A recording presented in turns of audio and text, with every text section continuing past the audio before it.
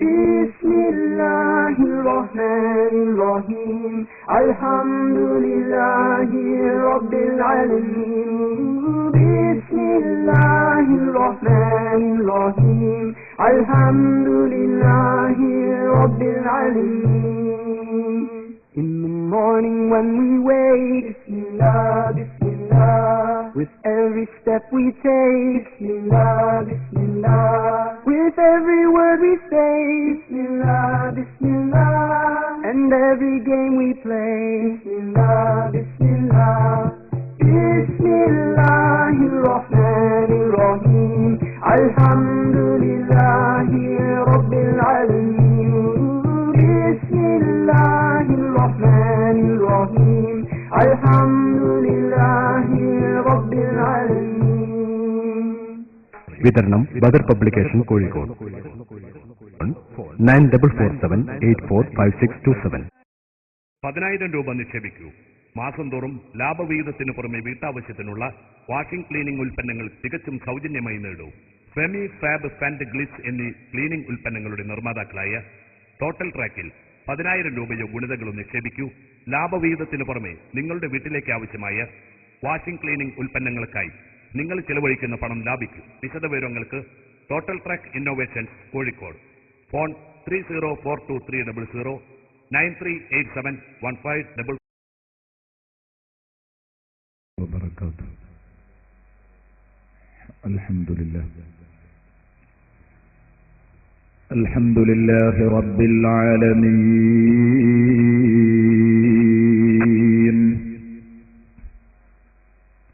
والصلاة والسلام على سيد المرسلين وعلى آله وصحبه أجمعين.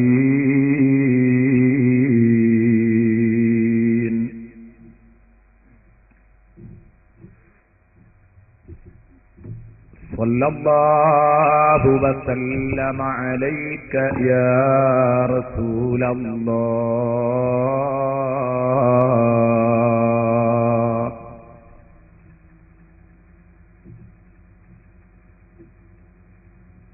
صلى الله وسلم عليك يا حبيب الله.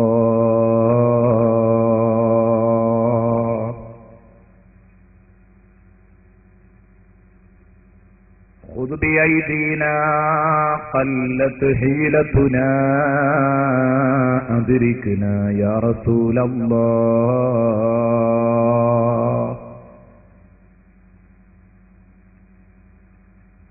خذ بأيدينا قلت حيلتنا أدركنا يا حبيب الله.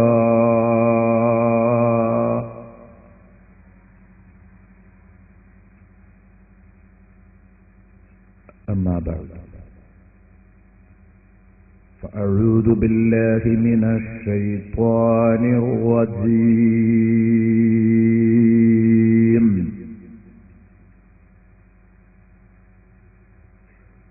بسم الله الرحمن الرحيم.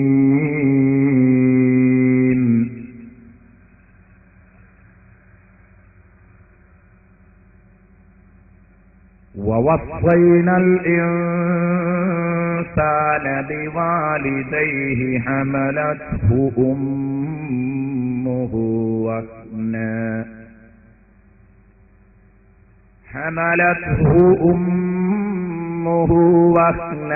على وهن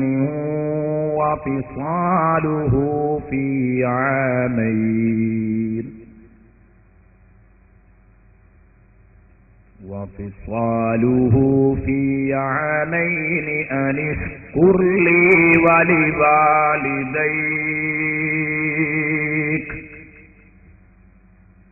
إلي المصير.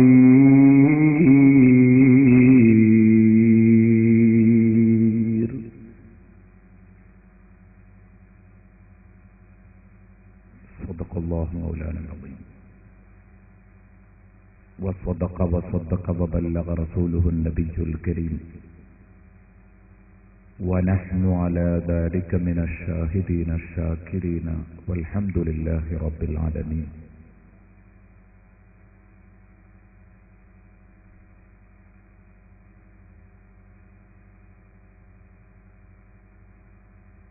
من أصبح مطيعا لوالديه من أصبح مطيعا لله في والديه أصبح له بابان مفتوحان إلى الجنة وإن كان واحدا فواحدا ومن أصبح عاصيا لله في والديه أصبح له بابان مفتوحان إلى النار وإن كان واحدا فواحدا. قال رجل وإن ظلماه يا رسول الله؟ قال وإن ظلماه شفيعنا محمد رسول الله.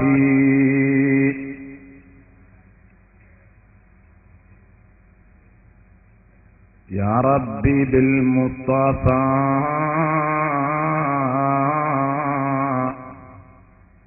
بلغ مقاصدنا واغفر لنا ما مضى يا واسع الكرم. مولاي صل وسلم أبدا على حبيبك خير الخلق كلهم.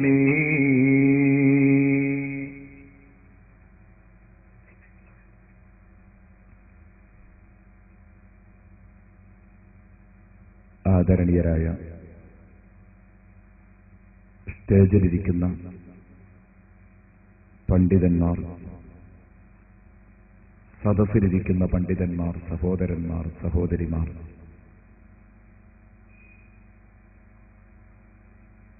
ശിഥിലമാകുന്ന ബന്ധങ്ങൾ എന്ന തലക്കെട്ടിൽ നാം സംഘടിപ്പിച്ചുകൊണ്ടിരിക്കുന്ന ഈ നസീഹത്ത് വേദി നീണ്ട 10 ദിവസങ്ങൾ നമുക്കുപകാരപ്പെടുന്ന, നമ്മുടെ ജീവിതത്തിലൊരു മാറ്റം സൃഷ്ടിക്കുന്ന ഒട്ടനവധി കാര്യങ്ങൾ പറഞ്ഞ് അവസാനിപ്പിക്കണമെന്നാണ് ആഗ്രഹിക്കുന്നത്. അല്ലാഹു അവൻ പൊരുത്തപ്പെടുന്ന ഒരു വേദിയാക്കി ഈ വേദി കൊണ്ട് എന്തെങ്കിലുമൊക്കെ മാറ്റങ്ങൾ ജീവിതത്തിൽ പ്രതീക്ഷിക്കാവുന്ന തരത്തിൽ ഒരു ഉത്തമ വേദിയാക്കി അല്ലാഹു ഇതിനെ മാറ്റിത്തരുമാറാവട്ടെ. ആമീൻ എന്ന് പ്രാർത്ഥിക്കുകയാണ്.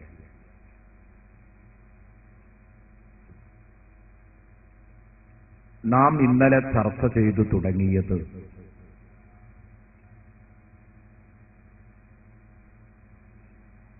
വളരെ പ്രധാനപ്പെട്ട ഒരു ചർച്ചയാണ്. അഥവാ ഈ ഭൂമി ലോകത്തേക്ക് വന്നു വീഴുമ്പോൾ ഒരു കഴിവും ശേഷിയുമില്ലാത്ത നമ്മളാക്കിയ പണ്ഡിതനാവട്ടെ, ഡോക്ടറാവട്ടെ, മതഭൗതിക തലത്തിൽ ബിരുദവും ബിരുദവുമൊക്കെ ഉള്ളവരാവട്ടെ, വലിയ സമ്പന്നനാവട്ടെ, വലിയ ബിസിനസ്മാനാവട്ടെ, നമ്മളാക്കിയെടുത്ത നമ്മുടെ മാതാപിതാക്കളെ കുറിച്ച്, അവരോട് നമുക്കുള്ള ബാധ്യതകളെക്കുറിച്ച്, ഇതാണ് പ്രിയപ്പെട്ട കൂട്ടുകാരെ നമ്മുടെ ചർച്ച. ഈ ചർച്ച ശരിക്കും നമ്മുടെ തലക്കു തട്ടേണ്ടതുണ്ട്. വെറുതെ ഒരു ചെവി കൊണ്ടങ്ങ് കേട്ട് മറുചെവിയിലൂടെ പുറത്തേക്ക് വിടുന്ന ഒരു സമ്പ്രദായം ഒരിക്കലും ഈ ക്ലാസ്സിൽ നമ്മളിവിടെ സംഘടിപ്പിക്കുന്ന ഈ പ്രഭാഷണത്തിന്റെ ഫലമായി ഉണ്ടാവരുത് എന്ന് ഉണർത്തുകയാണ്. ഒരാളെങ്കിലും ചിന്തിച്ച് മാതാപിതാക്കളുമായുള്ള ബന്ധം മനസ്സിന് ഇന്ന് തൃപ്തികരമല്ലെങ്കിൽ അതൊന്ന് മെച്ചപ്പെടുത്താൻ ഈ സദസ്സ് ഉപകരിച്ചുവെങ്കിൽ വലിയ ഒരു സംഖ്യ ചെലവിട്ടിട്ടാണ് ഈ വേദി ഇവിടെ ഒരുക്കിയത്. ഇവിടെ വന്ന് സംസാരിക്കുന്ന ഞാൻ, കേൾക്കാനെത്തുന്ന നിങ്ങൾക്കൊക്കെ വരാനും ഒത്തുകൂടാനും എല്ലാറ്റിനും ചെലവും പ്രയാസവും ഉണ്ട് എന്ന കാര്യം ഉറപ്പാണ്. വിലപ്പെട്ട സമയവും നമ്മൾ ഇതിന് നീക്കിവെക്കുന്നു. അതുകൊണ്ട് നല്ല ഒരു മാറ്റത്തിന് ഞാൻ മുതിരുമെന്ന നിയ്യത്തോടുകൂടെ പ്രസംഗം കേൾക്കുക. മാതാപിതാക്കൾ അല്ലാഹു തന്ന ഏറ്റവും വലിയ അനുഗ്രഹമാണ്. ഇന്നലെ തുടങ്ങിയ കാര്യമാണ് ചർച്ച. ഇന്നലെ നമ്മൾ ചർച്ചയിലേക്ക് കടന്നു വന്നു. എങ്കിൽ ഇന്നും ആ ചർച്ചയിലൂടെ തന്നെ നമുക്ക് കടന്നുപോയി അവസാനിപ്പിക്കണം. മാതാപിതാക്കളോടുകൂടെ നല്ല ബന്ധം സ്ഥാപിക്കാതെ, മാതാപിതാക്കളുടെ പൊരുത്തം നേടാൻ കഴിയാതെ എത്രയോ മക്കൾ നാളെ പരലോകം നഷ്ടപ്പെടുത്തുന്നവരുണ്ടെന്ന് ഇന്നലെ ചില ഉദാഹരണങ്ങൾ പറഞ്ഞ എന്റെ കൂട്ടുകാരെ ഞാൻ ഉണർത്തുകയുണ്ടായി. ഇൻഷാ അല്ലാഹ് ഇന്നും ഞാൻ എന്റെ പ്രസംഗത്തിന്റെ ഇടയിൽ അത് പറയും. ആദ്യമായി ഞാൻ എടുത്തു വെക്കുന്നത് സയ്യിദുനാ വ ഹബീബുനാ മുഹമ്മദുർ റസൂലുള്ളാഹി സ്വല്ലല്ലാഹു അലൈഹി വസല്ലമ തങ്ങള് വിശുദ്ധ ഖുർആനിന്റെ വചനങ്ങൾ ഓതിയാണല്ലോ നമ്മെ ആദ്യം ഉത്ബോധിപ്പിക്കുന്നത്. അതുകൊണ്ട് അത് തൊട്ട് തന്നെ നമുക്ക് തുടങ്ങാം. ഇന്നലെ ഞാൻ ഓതി വെച്ച ആയത്ത് വിശദീകരിച്ചിട്ടില്ല. ഇൻഷാ അല്ലാഹ് അതിന്റെ വിശദീകരണം ഇന്ന് വരും. ഇന്നലെ നമ്മൾ മാതാപിതാക്കളോട് നല്ല ബന്ധം സ്ഥാപിക്കണമെന്ന് പറഞ്ഞത്, അള്ളാഹുവിനെ അനുസരിക്കണമെന്ന് പറഞ്ഞതിന്റെ കൂടെ തന്നെയാണ്, അത് രണ്ടും കൂടെ യോജിപ്പിച്ചാണ് അള്ളാഹു സംസാരിക്കുന്നത് എന്ന് പറഞ്ഞ് അതിന്റെ ഗൗരവത്തെക്കുറിച്ച് പറയുകയുണ്ടായി. ബാക്കി ഭാഗങ്ങൾ ഇൻഷാ അല്ലാഹ് ഓതി വെച്ച ആയത്തിൽ തന്നെ ബാക്കിയുണ്ട്. ഇൻഷാ അല്ലാഹ് അത് പറയും. അതിന്റെ മുമ്പ് ഇന്നെന്റെ പ്രസംഗത്തിന്റെ തുടക്കത്തിൽ ഞാൻ ഓതി വെച്ച ആയത്ത് വളരെ ശ്രദ്ധേയമായ ഒരായത്താണ്. വവസ്സൈനൽ ഇൻസാന ബിവാലിദൈഹി വവസ്സൈനൽ ഇൻസാന ബിവാലിദൈഹി ഹമലതുഹു ഉമ്മുഹു വഹ്നൻ അലാ വഹ്നിൻ വഫിസാലുഹു ഫീ ആമൈൻ അനിഷ്കുർ ലീ വലിവാലിദൈക്. എന്താണ് പടച്ച തമ്പുരാൻ ഈ ആയത്തിലൂടെ നമ്മെ പഠിപ്പിച്ചത്? വവസ്സൈനൽ ഇൻസാൻ, മനുഷ്യനോട് നാം വസിയ്യത്ത് ചെയ്തിരിക്കുന്നു. മനുഷ്യനോട് നാം ഉപദേശിച്ചിരിക്കുകയാണ്. അവനോട് നാം വസിയ്യത്ത് ചെയ്തിരിക്കുകയാണ്. ബിവാലിദൈഹി, അവന്റെ മാതാപിതാക്കളോട് അവൻ നല്ല ബന്ധം പുലർത്തണമെന്ന് മനുഷ്യനോട് ഞാൻ വസിയ്യത്ത് ചെയ്തിരിക്കുന്നു. എന്താ കാരണം? ഹമലതുഹു ഉമ്മുഹു, അവന്റെ ഉമ്മ അവനെ ഗർഭം ചുമന്നത് വഹിനൻ അലാ വഹിനിൻ, പ്രയാസത്തിന്റെ മുകളിൽ പ്രയാസം സഹിച്ചുകൊണ്ടാണ്. വഹിനൻ അലാ വഹിനിൻ, പ്രയാസത്തിന്റെ മുകളിൽ പ്രയാസം വഹിച്ചുകൊണ്ടാണ് അവന്റെ ഉമ്മയെ സഹിച്ചുകൊണ്ടാണ് അവന്റെ ഉമ്മയെ അവന്റെ ഉമ്മ അവനെ ഗർഭം ചുമന്നത്. ഹമലതുഹു ഉമ്മുഹു വഹിനൻ അലാ വഹിനിൻ വഫിസാലുഹു ഫീ ആമൈൻ. ഇങ്ങനെ കഷ്ടപ്പെട്ട് നൊന്ത് പ്രസവിച്ച ഈ മാതാവ് ഇനി നിങ്ങൾ നോക്കിക്കോ എന്ന് പറഞ്ഞിട്ട് ഉമ്മ എന്നെ കയ്യിലേൽപ്പിച്ചിട്ടില്ല. ആ മാതാവ് ചെയ്തതെന്താ? വഫിസാലുഹു ഫീ ആമൈൻ, 2 കൊല്ലം കൃത്യമായ ആ കുഞ്ഞിനെ മുലയൂട്ടി. അതുകൊണ്ട് മാതാപിതാക്കളുടെ കാര്യത്തിൽ എനിക്ക് മനുഷ്യനോടൊരു വസിയ്യത്ത് പറയാനുണ്ട്. എന്താണ് ആ വസിയ്യത്ത്? അനിഷ്കുർ ലീ വലിവാലിദൈക്, നീ എനിക്ക് ശുക്ർ ചെയ്യണം. അല്ലാഹു പറയാൻ, എനിക്ക് ശുക്ർ ചെയ്യണം, എനിക്ക് നന്ദി പ്രകടിപ്പിക്കണം. എനിക്ക് നന്ദി പ്രകടിപ്പിച്ചാൽ പോരാ, നിന്റെ മറ്റേ രക്ഷിതാവിനും നീ നന്ദി പ്രകടിപ്പിക്കണം. ഞാനൊരു രക്ഷിതാവാണ്, അഥവാ ഒറിജിനൽ രക്ഷിതാവ്. ഞാൻ ഇന്നലെ പറഞ്ഞു, ഇത് രണ്ടും കൂടെ കൂട്ടി പറയാനുള്ള കാരണം അതാണെന്ന്. വഖദാ റബ്ബുക അല്ലാ തഅ്ബുദൂ ഇല്ലാ ഇയ്യാഹ് വബിൽ വാലിദൈനി ഇഹ്സാന. ഇന്നലെ 3 ആയത്തുകൾ ഞാൻ ഓതി, എല്ലാറ്റിലും അതുണ്ട്. അള്ളാഹുവിനോട് നല്ല ബന്ധം സ്ഥാപിക്കണമെന്ന് പറയുമ്പോഴേക്കും മാതാപിതാക്കളുടെ കാര്യം എടുത്തു വെക്കുന്നു. കാരണം അള്ളാഹുവിനെ അടക്കം ഇവന് പരിചയപ്പെടുത്തി കൊടുത്തത് ഈ മാതാപിതാക്കളാണ്. ഇവന് ഭക്ഷണം നൽകിയത്, ഇവന് വേണ്ട സാധനങ്ങൾ, ജീവിതോപാധികൾ മുഴുവനും ഒപ്പിച്ചു കൊടുത്തത് ഈ മാതാപിതാക്കളാണ്. അതുകൊണ്ട് എനിക്ക് മാത്രം ശുക്ർ ചെയ്താൽ പോരാ, അവന്റെ മാതാപിതാക്കൾക്കും കൂടെ ശുക്ർ ചെയ്യണം. എവിടെയാണ് ഈ ആയത്ത് വന്നത്? ബഹുമാനപ്പെട്ട ലുക്മാനുൽ ഹക്കീം റഹ്മത്തുള്ളാഹി അലൈഹി തന്റെ കുഞ്ഞുമോനോട് ഉപദേശം കൊടുക്കുന്നതിന്റെ ഇടയിൽ, മോനെ നീ അള്ളാഹുവിനോട് ശിർക്ക് ചേർക്കരുത് എന്ന് പറഞ്ഞ് അള്ളാഹുവിനോട് കൂടെ മറ്റൊന്നിനെയും പങ്കു ചേർക്കരുത് എന്ന് പറഞ്ഞ് ഉപദേശിക്കുന്നതിന്റെ തൊട്ടുപിറകിലായി ആയത്ത് വരുന്നത്. എന്ത്? ലുക്മാനുൽ ഹക്കീം പറയുകയല്ല, അല്ലാഹു തആല അതിന്റെ ഇടയിലേക്ക് കൊണ്ടുവരുന്നു. കാരണം ലുക്മാനുൽ ഹക്കീം തന്റെ മകനോട് നീ എന്നെ അനുസരിക്കണം എന്ന് പറയുന്നതിൽ അർത്ഥമല്ല. അപ്പൊ അല്ലാഹു തആല എന്ത് ചെയ്തു? അള്ളാഹുവിനെ അനുസരിക്കണമെന്ന് ലുക്മാനുൽ ഹക്കീം പറഞ്ഞപ്പോ ലുക്മാനുൽ ഹക്കീമിനെ അനുസരിക്കണമെന്ന് മോനോട് അള്ളാഹു പറഞ്ഞു. ലുക്മാനുൽ ഹക്കീമിന്റെ ഉപദേശങ്ങളിൽ അത് കാണാൻ കഴിയില്ല. അള്ളാഹു ലുക്മാനുൽ ഹക്കീമിന്റെ ഉപദേശങ്ങൾക്ക് ഇടയിൽ ഖുർആനിൽ അതിങ്ങനെ ഓതുമ്പോൾ നമുക്ക് നോക്കുന്നു, എന്തേ പെട്ടെന്നൊരു മറച്ചിൽ ഇവിടെ. അള്ളാഹു അതിന്റെ ഇടയിൽ ഈ ആയത്തും കൂടെ ഫിറ്റ് ചെയ്തിട്ടാണ് ഖുർആനിക സൂക്തം നമുക്ക് അവതരിപ്പിക്കുന്നത്. എത്ര ഭദ്രമാണിത്! എത്ര ഭദ്രമായ നിയമങ്ങളാണ് പ്രിയപ്പെട്ട കൂട്ടുകാരെ ഇത്! അല്ലാഹു തആല മാതാപിതാക്കൾക്ക് അനുസരിക്കണമെന്ന് ഈ മനുഷ്യനോട് പടച്ചറബ്ബ് വാഗ്ദാനം ചെയ്യുകയാണ്. പടച്ചറബ്ബ് വസിയത്ത് ചെയ്യുകയാണ്, ഉപദേശിക്കുകയാണ്. അതുകൊണ്ട് ഒരിക്കലും മാതാപിതാക്കളെ അവഗണിക്കുന്ന മക്കളാവാൻ പാടില്ല. മാതാപിതാക്കൾക്ക് പ്രായം ചെല്ലുമ്പോ അവരെ എവിടെയെങ്കിലും കൊണ്ടുപോയി വിട്ട്, അല്ലെങ്കിൽ വീട്ടിന്റെ ഏതെങ്കിലും ഒരു മൂലയിൽ, ഏതെങ്കിലും ഒരു റൂമിൽ ആ ഭാഗം ശ്രദ്ധിക്കാതെ ഇടയ്ക്കിടെ പോയി ഇന്നലെ പറഞ്ഞതുപോലെ മരിച്ചിട്ടുണ്ടോ എന്ന് ടെസ്റ്റ് നടത്തുന്ന ഒരവസ്ഥ മുസ്ലിം സഹോദരന്മാർക്കും സഹോദരിമാർക്കും ഉണ്ടാവാൻ പാടില്ല. ഞാൻ പറഞ്ഞല്ലോ, ഇന്നലെ നമ്മൾ പറഞ്ഞത് മുഴുവനും മാതാപിതാക്കളോടുള്ള ബാധ്യതകളെ കുറിച്ചാണ്. മൊത്തം ആ ബാധ്യത തന്നെയാണ് ഇന്നും പറയുന്നത്. അല്ലാഹുവിന്റെ റസൂല് പറഞ്ഞു, മൻ അസ്ബഹ മുതീഅൻ ലില്ലാഹി ഫീ വാലിദൈഹി, മൻ അസ്ബഹ മുതീഅൻ ലില്ലാഹി ഫീ വാലിദൈഹി, അവന്റെ മാതാപിതാക്കളുടെ കാര്യത്തിൽ അല്ലാഹുവിനെ അനുസരിച്ചുകൊണ്ട് ഒരാൾ നേരം പുലർന്നാൽ എന്ന് പറഞ്ഞാൽ, ഒരു ദിവസം നേരം പുലരുമ്പോ ആ കൂട്ടുകാരന്റെ അവസ്ഥ എന്താണ്? മാതാപിതാക്കളുടെ പൊരുത്തം മുഴുവൻ നേടിയിട്ടുണ്ട്.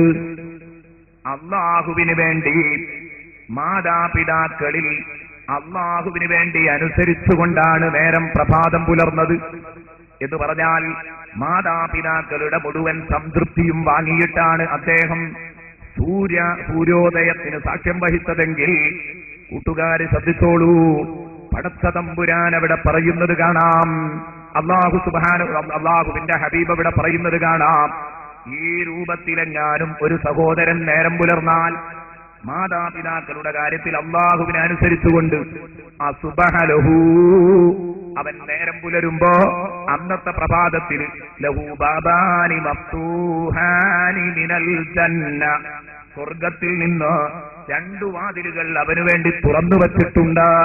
ഈ അവസ്ഥയിലാണ് മാതാപിതാക്കളെ പൊരുത്തം നേടിക്കൊണ്ടൊരാൾ നേരം പുലരുമ്പോഴുണ്ടാകുക. അതേ വഇൻകാന വാഹിദം ഫവാഹിദ, ഉമ്മനെയും ഉപ്പനെയും സംതൃപ്തിപ്പെടുത്താൻ അവന് കഴിഞ്ഞിട്ടില്ല. വഇൻകാന വാഹിദ, ഏതെങ്കിലും ഒരാളെയാണെങ്കിൽ ഫവാഹിദ, ഒരു സ്വർഗത്തിന്റെ വാതിൽ, ഒരു വാതിൽ അവന് വേണ്ടി തുറക്കപ്പെടുമെന്ന് സയ്യിദുനാ മുഹമ്മദുർ റസൂലുള്ളാഹി. അതേ സമയത്തോ വെറുപ്പിച്ചാലോ, വമൻ അസ്ബഹ ആസിയൻ ലില്ലാഹി ഫീ വാലിദൈഹി, തന്റെ മാതാപിതാക്കളുടെ കാര്യത്തിൽ അള്ളാഹുവിനെ വെറുപ്പിച്ചുകൊണ്ട്, അള്ളാഹുവിനോട് എതിര് പ്രവർത്തിച്ചുകൊണ്ടൊരു കൂട്ടുകാരൻ നേരം പുലരുന്നുവെങ്കിൽ നല്ലോണം ശ്രദ്ധിച്ചോളൂ. രാത്രിയായിരിക്കും ഒരു പക്ഷേ ഭാര്യയുടെ തലയിണ മന്ദിരം. ആ തലയിണ മന്ത്രം കേട്ട് അതിരാവിലെ എഴുന്നേൽക്കുമ്പോൾ ഉമ്മാനോടും ഉപ്പനോടും വെറുപ്പ് നിങ്ങളുടെ മനസ്സിലുണ്ടോ? അള്ളാഹു പൊരുത്തപ്പെടാത്ത കാര്യമാണ്. ഇതുണ്ടോ എങ്കിൽ നിങ്ങൾ നേരം പുലരുമ്പോ അസ്ബഹലഹു ബാബാനി മഫ്തൂഹാനി മിനന്നാർ, നരകത്തിൽ നിന്ന് നിങ്ങൾക്ക് വേണ്ടി 2 വാതിലുകൾ തുറന്നു വെക്കുന്നു. ഹബീബിന്റെ പ്രയോഗമാണ്. വഇൻകാന വാഹിദം ഫവാഹിദ, ഉമ്മാനെ ഉപ്പാനെ പറ്റി ഒരാളെ പറ്റിയാണെങ്കിൽ, അധികം അങ്ങനെയാണെന്നോ ഉണ്ടാകുക, പെണ്ണുങ്ങൾ ഊതിത്തരി എപ്പോഴും ഈ പാവ ഉമ്മാനെ പറ്റിയാ, എപ്പോഴും ഊതിത്തരി അങ്ങനെയാ. എങ്കിൽ ഉമ്മനെ പറ്റി മാത്രമാണോ, ഉപ്പനെ പറ്റി മാത്രമാണോ നിങ്ങൾക്ക് ഈ വെറുപ്പുള്ളത്? എങ്കിൽ വഇൻകാന വാഹിദം ഫവാഹിദ, ഒരാളെയാണ് അവൻ വെറുപ്പിച്ചതെങ്കിൽ ഒരു വാതിൽ നരകത്തിൽ നിന്ന് അവന് തുറക്കപ്പെടുമെന്ന് സയ്യിദുനാ മുഹമ്മദുർ റസൂലുള്ളാഹി. എത്ര മക്കളുടെ മനസ്സിലേക്ക് ഹബീബിന്റെ ഈ ഗൗരവ സ്വരം കടക്കുന്നുണ്ട്? ഹബീബിന്റെ ഈ പ്രഖ്യാപനങ്ങളുടെയൊക്കെ ഗൗരവം വായിക്കാനും മനസ്സുകൊണ്ട് വായിക്കാൻ കഴിയുന്ന എത്ര മക്കൾ എന്റെ സദസ്സിലിരിക്കുന്നുണ്ട്? സ്വയം നിങ്ങൾ മനസാക്ഷിയോട് ചോദിക്കണം. ഇത് നബി സല്ലല്ലാഹു അലൈഹി വസല്ലമ തങ്ങള് വളരെ ഗൗരവത്തോടെയാണ് ഈ വിഷയങ്ങളൊക്കെ എന്റെയും നിങ്ങളെയും ഉണർത്തുന്നത് എന്ന എന്റെ കൂട്ടുകാരോട്, സഹോദരന്മാരോട്, പ്രിയപ്പെട്ട മോമിനീങ്ങൾ, ഒരൊറ്റ കുട്ടിയും ഈ വിഷയത്തിൽ അശ്രദ്ധ കാണിക്കരുത്. നമുക്ക് ജീവിതത്തിൽ കിട്ടുന്ന ഏറ്റവും വലിയ നിധിയാണ് നമ്മുടെ മാതാപിതാക്കൾ. ആ മാതാപിതാക്കളെ പരമാവധി കയ്യിലെടുക്കാൻ വേണ്ടി നമ്മൾ ശ്രമിക്കണം. അത് എങ്ങനെയൊക്കെ നിങ്ങൾക്ക് സാധ്യമാണോ ആ രൂപത്തിലൊക്കെ ആ മാതാപിതാക്കളെ നിങ്ങൾ സേവിക്കേണ്ടി വരും. മാതാപിതാക്കളെ സംബന്ധിച്ച് പറയുമ്പോൾ എന്റെ സുഹൃത്തുക്കൾ ഗൗരവത്തോടുകൂടെ ഓർക്കണം. തറവാട്ടിൽ നിന്ന് പറിച്ചു നട്ട ജീവിതത്തിൽ, തറവാട്ടിൽ നിന്ന് പലപ്പോഴും പറിച്ചു നട്ട ജീവിതത്തില് ഒരിക്കലും മാതാവിനെയും പിതാവിനെയും സന്തോഷിപ്പിക്കാൻ കഴിയാത്ത ഒരുപാട് ആളുകളുണ്ട്. ഞാൻ ഇന്നലെ പറഞ്ഞതുപോലെ ബിസിയാകുന്നു, തിരക്കാകുന്നു. ആ തിരക്കിനിടയിൽ എല്ലാം അവൻ മറന്നുപോയി. അവന്റെ മറ്റേർപ്പാടുകളൊന്നും മുടങ്ങിയിട്ടില്ല, ഒന്ന് മാത്രമേ മുടങ്ങിയിട്ടുള്ളൂ. മാതാപിതാക്കളോടൊപ്പം ഒരു അരമണിക്കൂർ റാഹത്തോടുകൂടി ഇരുന്ന് സന്തോഷിപ്പിച്ച് അവരുടെ മനസ്സ് സംതൃപ്തമാക്കാൻ അവന് കഴിഞ്ഞില്ല. അതൊക്കെ ഇന്നലെ പറഞ്ഞ വിഷയങ്ങളാണ്. എങ്കിൽ ഒരു കാര്യവും കൂടെ ചിന്തിക്കുക. ആരെപ്പറ്റിയായി പറയുന്നത് ഒന്ന് ഗൗരവത്തിൽ മനസ്സിലാക്കണം. നല്ല കഴിവുള്ള ഒരു മോൻ, ആ മോൻ തന്റെ സ്വന്തം വീട്ടിലേക്ക് ഇവൻ താമസം മാറ്റി. എങ്കിലോ ഇവന്റെ വീട്ടിൽ റൂം ഒന്നൊന്നിന് ഓരോ റൂമിലും ബാത്റൂമും ടോയ്ലറ്റും ഉണ്ടാകും. എത്ര പേരാണ് ഇവന്റെ വീട്ടിലുള്ളത്? 2 കുഞ്ഞുങ്ങൾ, ഒരു ഭാര്യയും അവനും. വളരെ കുറഞ്ഞ അംഗങ്ങൾക്ക് വേണ്ടി എല്ലാ സൗകര്യങ്ങളുമുണ്ട്. എന്നല്ല, ചൂടുണ്ടോ തണുപ്പുണ്ടോ പ്രതിവിധികൾ ആ വീട്ടിന്റെ ഉള്ളിലുണ്ട്. രോമവസ്ത്രങ്ങളുടെ ലോകം തന്നെ നിന്റെ വീട്ടിലുണ്ട്. ചൂടുകാലത്ത് തണുപ്പിക്കാൻ വേണ്ട യന്ത്രങ്ങളും ഉപകരണങ്ങളും നിന്റെ വീട്ടിലുണ്ട്.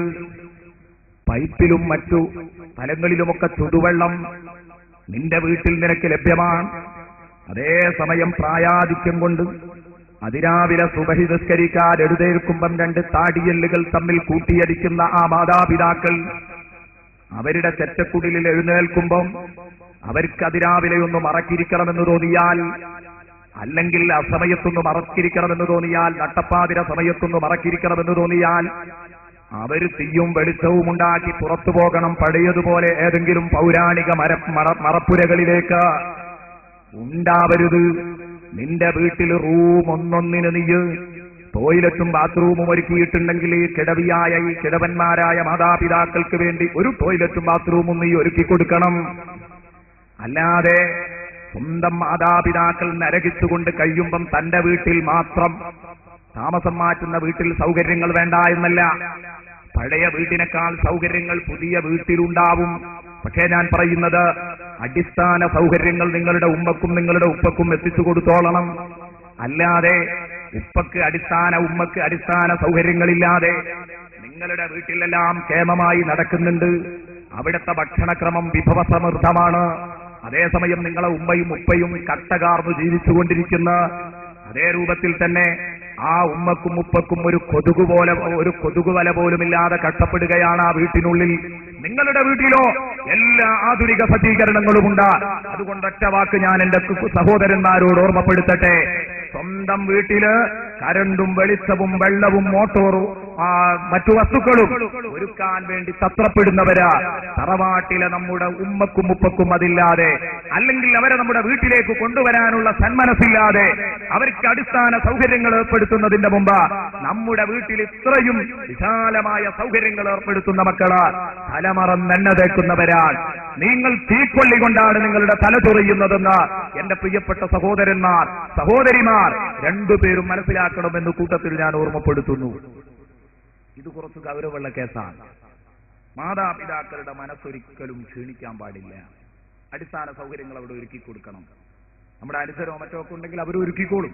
പക്ഷെ അതൊന്നും ഇല്ലാത്ത ഒരു സ്ഥിതിക്ക് എന്തായാലും, അല്ലെങ്കിൽ താമസം മാറ്റുമ്പോൾ ഉമ്മനും ഉപ്പനും തന്റെ കൂട്ടത്തേക്ക് വിളിക്കാൻ കഴിയണം. അവരിങ്ങോട്ട് പോരാൻ സന്നദ്ധരാണെങ്കിൽ അവരെ കൊണ്ടുപോരണം. ഇത് പോരാൻ ഒരുങ്ങിയാലും വേണ്ട എന്ന നിലക്ക് ഒരു വൃദ്ധസദനം പോലെ തറവാട് പോലെ ആകരുത്. ഈ അവസ്ഥ ഒരിക്കലും ഉണ്ടാവരുത്. ഇത് വളരെ ഗൗരവമുള്ള കാര്യമാണ്. നമ്മുടെ മനസ്സിനെ വല്ലാതെ വേദനിപ്പിക്കുന്ന സംഗതിയാണ്. നമുക്കും ഇതുപോലെ ഒരു കാലം വരാനുണ്ട് എന്ന കാര്യം ഓർക്കുക. നിങ്ങളുടെ ഭാര്യ യുവതിയാണ്. ആ യുവതിയായ ഭാര്യയ്ക്കൊരു പക്ഷേ പാചകം ചെയ്യാൻ നിങ്ങൾ പാചക മെഷീൻ എത്തിച്ചു കൊടുത്തിട്ടുണ്ടാകും. അവിടെയാണ് നിങ്ങളുടെ ഉമ്മ പുക പുറത്തു പോകാൻ സൗകര്യമില്ലാത്ത ആ പഴയ അടുപ്പുകല്ലിൽ ഊതിയിട്ട് തന്നെ തന്റെ സ്വന്തം കണ്ണിലേക്ക് പുക വന്ന് ആ പുക തുടച്ച് കഷ്ടപ്പെട്ടുകൊണ്ടിരിക്കുമ്പം ആ പ്രായം ചെന്ന ഉമ്മ, നിങ്ങളുടെ ഭാര്യയോ, അവൾ അത്യാധുനിക മെഷീനുകൾ ഉപയോഗിച്ച് ഭക്ഷണം പാചകം ചെയ്യുന്നു, ഡ്രസ് അലക്കുന്നു. എന്നിട്ട് ഒഴിവു സമയം കിട്ടുമ്പം അവൾ പൈങ്കിളി സാഹിത്യം വായിക്കുകയാണ്. നിങ്ങളുടെ ഉമ്മയോ ഖുർആൻ കഴിയാതെ കണ്ണിൽ പുക നിറഞ്ഞത് തുടച്ച് സങ്കടപ്പെട്ട് കണ്ണീരൊലിപ്പിച്ചുകൊണ്ടിരിക്കുകയാണ്. അപ്പോഴാണ് വെളിപ്പാടകലെ ഈ യുവതിയായ നിന്റെ ഭാര്യ പൈങ്കിളി സാഹിത്യം വായിക്കുന്നത്. പ്രിയപ്പെട്ട മുസ്ലിമേ, പ്രിയപ്പെട്ട സഹോദര സഹോദരി, ഇതിന്റെ ഗൗരവത്തെക്കുറിച്ച് ചിന്തിച്ചിട്ടുണ്ടോ? എപ്പോഴെങ്കിലും ചിന്തിച്ചില്ലെങ്കിൽ ചിന്തിക്കാൻ സമയം കാണണം. ശരിക്കും മനസ്സിലേക്ക് തട്ടുന്ന രൂപത്തിലാവട്ടെ ഈ കാര്യങ്ങൾ നിങ്ങൾ കേൾക്കേണ്ടത്. വെറുതെ കേട്ടെഴുന്നേറ്റ് പോയത് കൊണ്ടൊരു കാര്യമില്ല. ഒന്ന് സ്വയം ഒരു ആത്മവിചാരണ ഓരോരുത്തരും നടത്തുക. അതുകൊണ്ട് എല്ലാവരും മാതാപിതാക്കൾക്ക് വേണ്ട കാര്യങ്ങൾ ചെയ്തു കൊടുക്കണമെന്ന് എന്റെ കൂട്ടുകാരോട് പ്രത്യേകം ഉണർത്താൻ ആഗ്രഹിക്കുകയാണ്. അവരിടുങ്ങിയ മുറിക്കുള്ളിൽ ശ്വാസം മുട്ടുമ്പം നമ്മൾ ഇങ്ങേപുറത്ത് ഏസി ഫിറ്റ് ചെയ്ത് നല്ല കൊട്ടാരത്തിൽ ജീവിക്കുന്ന ഒരവസ്ഥ. ഇങ്ങനെ എല്ലാ സൗകര്യങ്ങളും ഒന്ന് എന്ന് വെക്കണ്ട. ഏത് തന്നെയാണെങ്കിലും അതിന്റെ അവസ്ഥ അത് തന്നെയായിരിക്കും. അതുകൊണ്ട് നിങ്ങളെല്ലാവരും സ്വന്തം മാതാപിതാക്കളെ കുറിച്ച് ഇന്നു രാത്രി കിടക്കുമ്പോൾ ഒരു ചെറിയ പുനർവിചിന്തനം അത്യാവശ്യമാണ്. എന്റെ മാതാപിതാക്കളുമായി എന്റെ ബന്ധം എങ്ങനെയുണ്ട്? അത് റാഹത്താണോ എന്നുള്ള കാര്യം ഓരോരുത്തരും ഒന്ന് സ്വന്തമായി നഫ്സിനോടൊന്ന് ചോദ്യം ചെയ്യാ. അല്ലാഹുവിന്റെ ഹബീബ് മുഹമ്മദ് മുസ്തഫ സല്ലല്ലാഹു അലൈഹി വസല്ലമ തങ്ങൾ പറഞ്ഞ ഒരു ഹദീസ്, ഖിയാമത്ത് നാളിന്റെ ലക്ഷണങ്ങൾ എണ്ണിയെടുത്ത് റസൂലുള്ളാഹി തങ്ങൾ പറഞ്ഞു, അന്തലിദൽ അമതു റബ്ബതഹാ, വേലക്കാരി വീട്ടമ്മയെ പ്രസവിക്കലാണ്. അന്തലിദൽ അമതു റബ്ബതഹാ, ഖിയാമത്ത് നാളിന്റെ ഒരു പ്രധാന ലക്ഷണം വേലക്കാരി വീട്ടമ്മയെ പ്രസവിക്കലാണ് എന്ന് പറഞ്ഞാൽ അതിന്റെ അർത്ഥം എന്താണ്? അറേബ്യൻ സാഹചര്യത്തിൽ എന്നല്ല, ഇന്ന് കേരളീയ സാഹചര്യത്തിലും നമ്മുടെ നാട്ടിലെ സാഹചര്യത്തിലുമൊക്കെ മലബാർ സാഹചര്യത്തിലുമൊക്കെ നമുക്കിത് കൂട്ടാം. വീട്ടിൽ വേലക്ക് നിർത്തുന്ന പെണ്ണുങ്ങളോടാ വീട്ടമ്മമാര് കുറച്ച് കർക്കശ സ്വഭാവത്തിലാ പെരുമാറുക. അല്പം പോലും സ്നേഹം തൊട്ടുതീണ്ടിയിട്ടില്ലാത്ത, എല്ലാം തങ്ങൾക്ക് വേണ്ടി നേരത്തിനും സമയത്തിനും ആക്കിത്തരാൻ നിർബന്ധിക്കപ്പെട്ടവരാ, ബാധ്യതയുള്ളവരാണ് ഇവരെന്ന നിലക്ക് അല്പം ആജ്ഞാപവറോടെയാണ് സംസാരിക്കുക. അവരോട് വളരെ ചീപ്പായ പെരുമാറ്റമായിരിക്കും കാണിക്കുക. അവിടെയാണ് ഹബീബ് പറയുന്നത്, ഖിയാമത്ത് നാളിന്റെ ലക്ഷണങ്ങളിലൊന്ന് വേലക്കാരി വീട്ടമ്മയെ പ്രസവിക്കലാണെന്ന് പറഞ്ഞാൽ ഇന്നത്തെ വേലക്കാരി വീട്ടമ്മയാകും, വീട്ടമ്മ വേലക്കാരിയാകും. ഇനി വീട് നിയന്ത്രിക്കാൻ പോകുന്നത് വേലക്കാരിയാണ്. വീട്ടമ്മക്ക് അവിടെ സ്ഥാനം കുറവായിരിക്കും എന്ന് പറഞ്ഞാൽ അതിന്റെ വ്യാഖ്യാനം മഹാന്മാരായ പണ്ഡിതന്മാര് പറഞ്ഞു. അതിന്റെ അർത്ഥം കാര്യങ്ങൾ മുഴുവനും മഴക്കൂസായി നേരെ തലകുത്തനെ വരുമെന്നാണ് ആ പറഞ്ഞതിന്റെ അർത്ഥമെന്ന് മഹാന്മാരായ പണ്ഡിതന്മാർ വ്യാഖ്യാനിച്ചത് കാണാം. അന്തലിതല്ലമത്തു റബ്ബതഹ എന്നതിന്റെ വ്യാഖ്യാനം കാര്യങ്ങളൊക്കെ തലതിരിഞ്ഞു വരുമെന്നാണ്. അതിന് വിധങ്ങളൊരു ഉദാഹരണം പറഞ്ഞതാണ്. അപ്പൊ എല്ലാ കാര്യങ്ങളും അങ്ങനെ തന്നെയാണ്. നേതാക്കള് അനുയായികളെ നിയന്ത്രിക്കേണ്ടതിന് പകരം അനുയായികൾ നേതാക്കളെ നിയന്ത്രിക്കാൻ തുടങ്ങും. ഇന്ന് നോക്കൂ, എത്രയോ സംഘടനകൾ അങ്ങനെയാണ്. അനുയായികൾ നേതാക്കൾ അങ്ങനെ കറക്കിക്കൊണ്ടിരിക്കുന്ന അവസ്ഥ. നേതാവ് പറയുക, അനുയായി കേൾക്കുക, ഈ സിസ്റ്റം പോയി. വാപ്പ പറയുക, മകൻ കേൾക്കുക, പോയി. മകൻ പറയുന്നത് വാപ്പ കേട്ടോള, ഉമ്മ പറയുന്നത് മരുമകൾ കേട്ടോള, ഈ സിസ്റ്റം പോയി. മരുമകൾ പറയുന്നത് ഉമ്മ കേട്ടോള എന്നല്ല, വീട്ടിൽ ഉമ്മമാര് വേലക്കാരികളെ പോലെയായി മാറുമെന്നാണ് ഈ ഹദീസിന്റെ വിശാലമായ അർത്ഥത്തിലൊരർത്ഥമെങ്കിൽ എന്റെ കൂട്ടുകാര് ചിന്തിക്കണം. എവിടെ നമ്മൾ നേരത്തെ പറഞ്ഞത് തറവാട്ടിൽ നിന്ന് പറിച്ചു നട്ട ഏതാനും ജീവിതങ്ങളുടെ ഉദാഹരണങ്ങളാണെങ്കിൽ സ്വന്തം കൂടെ താമസിക്കുന്നവർ പലപ്പോഴും നമ്മുടെ മാതാപിതാക്കൾ നമ്മുടെ ഭൃത്യന്മാരാകുന്ന അടിമകളായി തീരുന്ന ഒരവസ്ഥയുണ്ട്. അരുത് കൂട്ടുകാരാ. എന്റെ ഭാര്യയ്ക്ക് നല്ല ആരോഗ്യമുണ്ട്, പരമാവധി അവൾ എന്നെ എടുത്തോട്ടെ, ഈ ഉമ്മയൊന്ന് വിശ്രമിക്കട്ടെ, കാലം കുറെ ആയല്ലോ എടുക്കാൻ തുടങ്ങിയിട്ട്. പക്ഷെ നേരെ തിരിച്ചാണെന്നുള്ളത്. ഉമ്മ കണ്ടറിഞ്ഞ് ചെയ്യുന്നെങ്കിൽ അത് ചെയ്യണ്ടെന്നല്ല, ചെയ്തോട്ടെ, ഉമ്മമാര് ചെയ്യും വേണം. പേരമക്കളെ നോക്കാൻ വല്യമ്മമാരെ പോലെ മറ്റുള്ളവർക്ക് കഴിഞ്ഞോളണമെന്നുള്ളൊരു പക്ഷേ നല്ല റാഹത്തുള്ള സംഗതിയാണത്. പക്ഷെ എന്താ, ഒരു നിലക്കും ഈ ഉമ്മയോട് ആജ്ഞാ പവറിൽ ഈ മരുമകൾ സംസാരിക്കാൻ പാടില്ല, മകൻ സംസാരിക്കാൻ പാടില്ല. പലപ്പോഴും മക്കളുടെ മണിപ്പഴ്സിൽ നിന്ന് വീട്ടുചെലവ് നടത്തുമ്പോൾ അവിടെ മാതാപിതാക്കള് പലപ്പോഴും വൃദ്ധരായി പോകുന്ന, അടിമകളായി പോകുന്ന ഒരു ദുരവസ്ഥ നമുക്ക് കണ്ടുകൊണ്ടിരിക്കുന്നുണ്ട്. മകൻ മാസം തോറും ഗൾഫിൽ നിന്ന് പണം അയച്ചിട്ടാണ് വീട്ടിലെ ചെലവ് നടത്തുന്നത്. അതുകൊണ്ട് തള്ളെ പറഞ്ഞതങ്ങ് കേട്ടോന്നാണ് ഇവളുടെ വാദം. ഇവന്റെയും ധ്വനി അത് തന്നെയാണ്. ഈ ഉമ്മ പിന്നെ എല്ലാ അവഗണനക്കും മൂകസമ്മതം മൂളുക തന്നെ, ഇന്നലെ പറഞ്ഞതുപോലെ. അല്ലാതെ എന്തു ചെയ്യും? അല്ലെങ്കിൽ ജീവിക്കാൻ കഴിയൂല. പക്ഷെ അള്ളാഹുവിന് ഇതൊട്ടും പൊരുത്തമില്ല. ഈ വേല അള്ളാഹു ഒരിക്കലും പൊരുത്തപ്പെടില്ല. നിങ്ങളുടെ മാതാപിതാക്കളുടെ കൽബ് ഒരിക്കലും തകർക്കാൻ പാടില്ല. ഇനി മക്കൾ, പെൺമക്കൾ, സ്വന്തം പെൺമക്കൾ പോലും മാതാപിതാക്കളെ ഇങ്ങനെ കാണിച്ചേക്കാം. ഒരു ചെറിയ ഉദാഹരണം പറയാം. വാപ്പ മരിക്കുന്നു, ആൺമക്കളില്ല ആ കുടുംബത്തിൽ. ഞാൻ ഉദാഹരണം അനുഭവത്തിൽ നിന്നുള്ള ഉദാഹരണങ്ങളാണ് ഈ പറയുന്നത്. പേരുനാടൊന്നും പറയാതിരിക്കലാഭങ്ങൾ.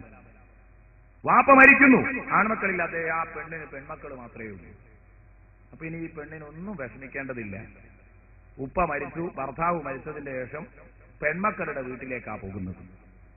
തന്റെ പെൺമകളുടെ വീട്ടിലേക്ക് പോകുന്നു. അവളങ്ങോട്ട് വിളിച്ചു, അങ്ങോട്ട് പോയി. ചെന്നൊരു 3 ദിവസം ഉമ്മ വിരുന്നുകാരിയായി. 4-ാം ദിവസം ഉമ്മ ഇവരുടെ വേലക്കാരിയായി മാറി.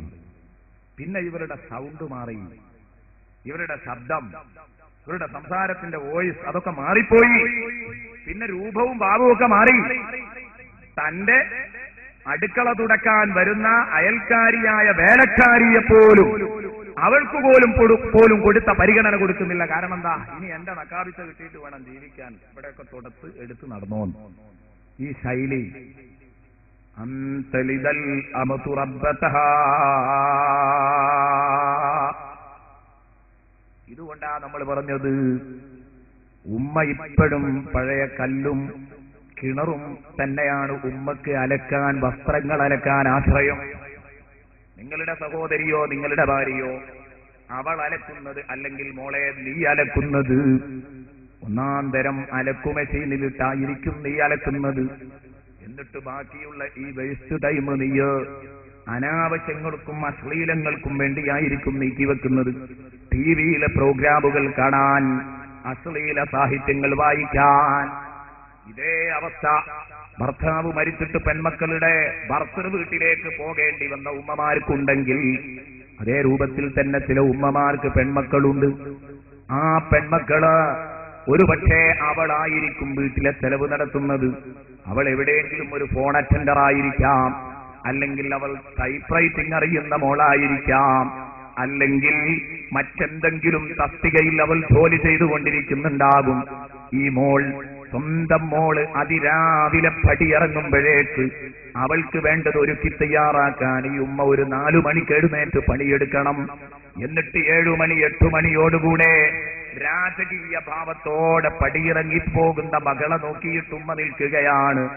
ഉമ്മ ഇവൾക്ക് വേണ്ട ഓഫീസിലേക്ക് കരുതി പോകേണ്ട ഭക്ഷണം ടിഫിൻ കാരിയറിൽ അടച്ചു സൂക്ഷിച്ചു വെക്കണം.